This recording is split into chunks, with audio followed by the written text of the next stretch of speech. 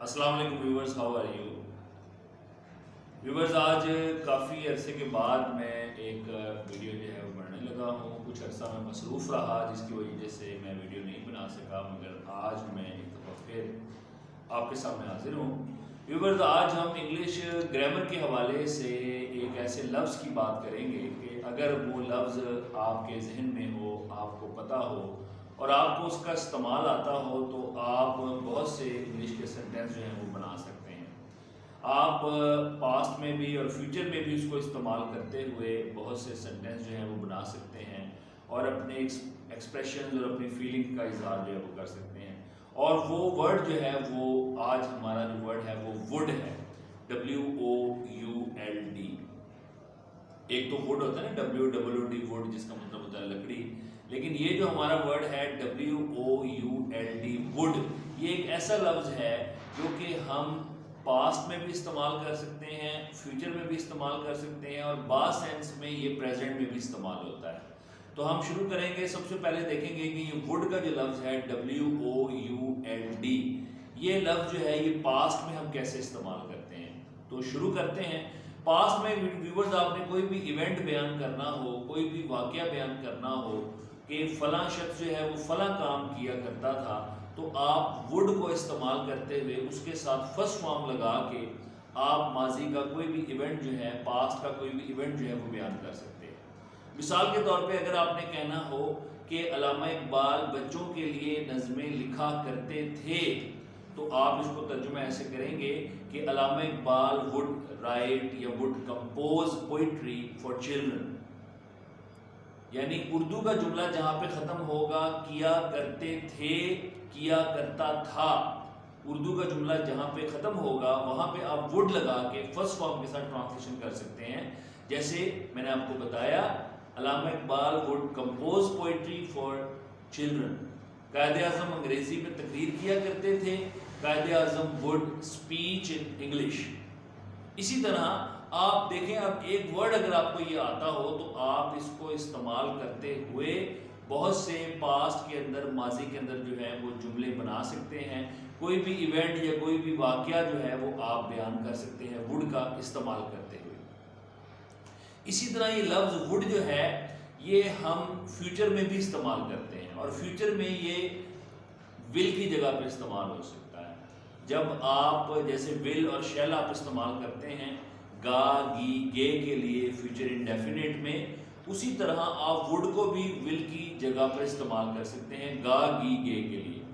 مگر فرق صرف یہ ہوتا ہے کہ وڈ ہم ان جملوں میں استعمال کرتے ہیں جہاں ہمیں کسی بات پہ زور دینا ہو، تو وہاں پہ آپ ول کی جگہ وڈ استعمال کر سکتے ہیں۔ مثال کے طور پہ اگر کوئی شخص کہتا ہے کہ میں کرکٹ کھیلوں گا، تو وہ کہے گا آئی ول پلے کرکٹ۔ لیکن اگر کوئی ایسے کہے کہ میں کرکٹ ہی کھیلوں گا، تو آئی وڈ پلے کرکٹ۔ یعنی کہ جہاں پہ آپ کے پاس آپشن آ جائے کہ اور بھی کئی گیمز ہیں، لیکن ان گیمز کو چھوڑ کے آپ کرکٹ کھیلنے لگے ہو، تو پھر آپ ایسے بولتے ہیں کہ میں تو کرکٹ ہی کھیلوں گا، تو پھر وہاں پہ آپ نے وڈ لگا دینا ہے فرسٹ فارم کے ساتھ۔ نہیں تو پھر آپ ول لگائیں گے کہ آئی ول پلے کرکٹ۔ تو آئی وڈ پلے کرکٹ جو ہے وہ زور دینے کے لیے، تو وڈ جو ہے آپ نے دیکھا کہ پاسٹ کے علاوہ وڈ جو ہے وہ فیوچر میں بھی استعمال ہوتا ہے۔ بعض جملے ایسے مخصوص ہوتے ہیں جس میں آپ اس لفظ وڈ کو پریزنٹ ٹینس میں بھی استعمال کر سکتے ہیں۔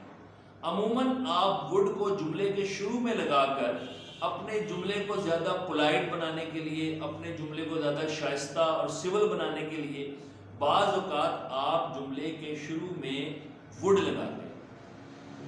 مثال کے طور پہ اگر کوئی شخص سگریٹ نوشی کر رہا ہے اور آپ اسے روکنا چاہتے ہیں، تو آپ عام طریقہ تو یہ آپ اس کو کہیں گے کہ آپ جو ہے پلیز اسٹاپ اسموکنگ یا اسٹاپ اسموکنگ۔ لیکن اگر آپ اس کو ایسے کہیں would you please stop smoking, تو جب آپ نے وڈ شروع میں لگا دیا، کیا آپ برائے مہربانی سگریٹ پینا بند کریں گے؟ تو ایک تو آپ کا جملہ پولائٹ ہو گیا، آپ کے اندر جملے کے اندر شائستگی آ گئی، اور اب دوسرا جو شخص ہے وہ بھی آپ کی بات سن کر جو ہے وہ اسموکنگ چھوڑ دے گا، کیونکہ آپ بڑے احترام سے اس سے بات کر رہے ہیں، would you please stop smoking.